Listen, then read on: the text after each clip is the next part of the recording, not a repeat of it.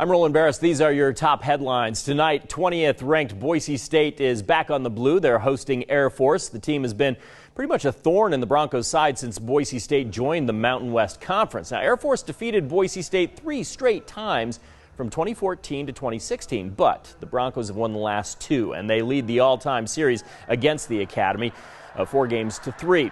Air Force is 2-0 on the season so far, though, with a pretty good victory under their belts. The Broncos are on a quick turnaround, meanwhile, following Saturday's thumping of a completely outmatched Portland State. We knew this was going to be a short week playing Air Force, too, which is not ideal.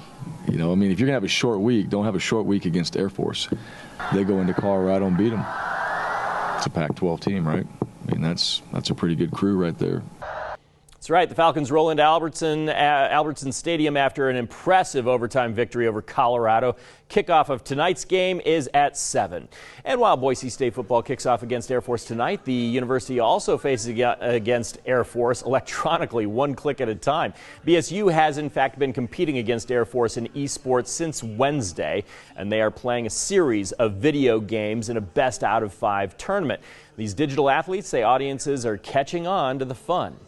It's just been kind of surreal because, like, I remember, like, being in high school thinking something like this would never be possible, and here I am, a senior in college, like 4 years later, just like being a giant part of it. It's been amazing and really fun to be a part of. Boise State e-gamers compete with a lot of the same schools as the football team. Tonight's online game is Rocket League. Tonight at 10, see how Boise State has turned into one of the top esports teams in the country.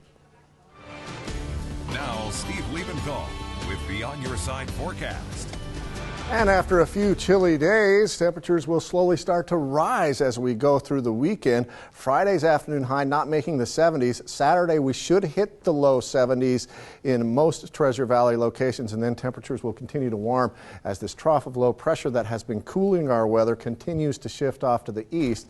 That will allow a more westerly and eventually southwesterly flow to come in, and that will warm temperatures through Saturday and Sunday ahead of the next storm system that will come in toward the middle of the week, and that will cool things down, but that will be 7 to 8 days from now. So for the next several days, temperatures will be warmer than they have been.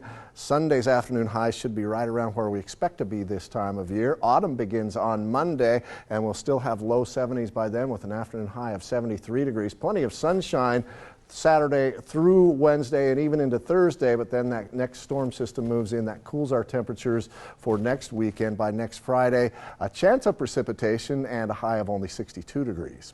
For the latest news headlines and up-to-the-minute forecast, go to 6onyourside.com.